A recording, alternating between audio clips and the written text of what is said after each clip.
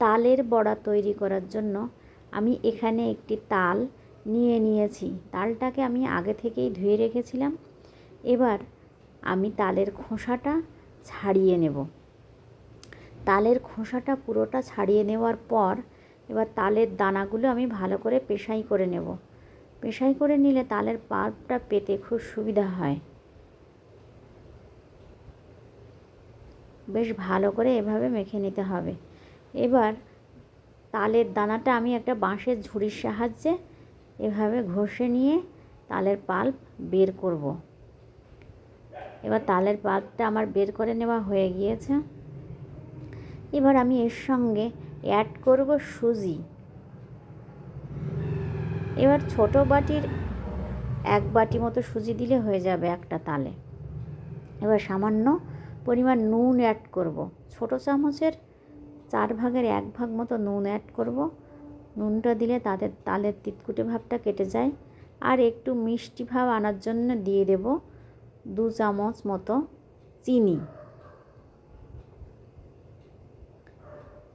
আর দেব সামান্য পরিমাণে একটু দুধ দিলে তালের বড়ার টেস্টটা খুব ভালো হয়, খেতেও খুব ভালো লাগে। এবার এই সমস্ত উপকরণগুলো আমি খুব ভালো করে মিক্সড করে নেব। ভালো করে মিক্সড করে নেওয়ার পর আমি মিনিমাম 15 মিনিটের মতো রেস্টে রেখে দেব, সুজিটা যাতে একটু ফোলে। এবার আমি তালের বড়াগুলো আস্তে আস্তে করে ভেজে নেব। এবার ছোট ছোট করে দিয়ে দেব তেলের ভিতরে।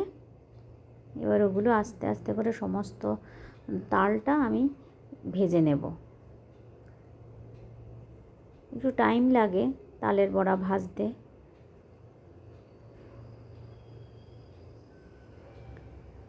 এভাবে ছোট ছোট করে দিলে বেশ ফুলে বড়ও হয়।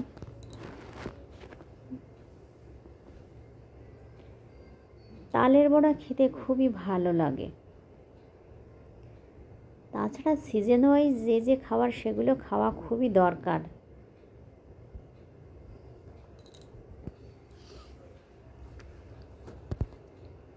একে একে আমি সমস্ত তালটা এভাবে ভেজে নিচ্ছি।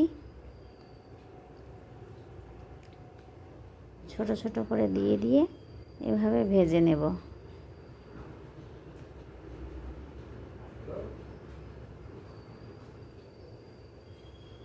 এবার তালের বড়া আমার ওগুলো প্রায় হওয়ার পথে হয়েও যাচ্ছে। এবার দেখুন এভাবে কি সুন্দর গোল বলের মতো ছোট ছোট বলের মতো ফুলে উঠেছে। এবার আমি সেগুলোকে তুলে একটা পাত্রে রেখে দেব। একে একে সমস্ত তালের বড়াগুলো এবার আমি তুলে একটা পাত্রে রেখে দেব।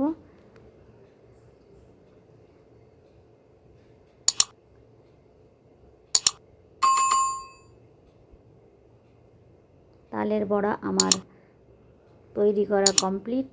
কেমন হয়েছে বন্ধুরা আপনারা অবশ্যই জানাবেন। ধন্যবাদ সবাইকে। ভালো থাকবেন, সুস্থ থাকবেন।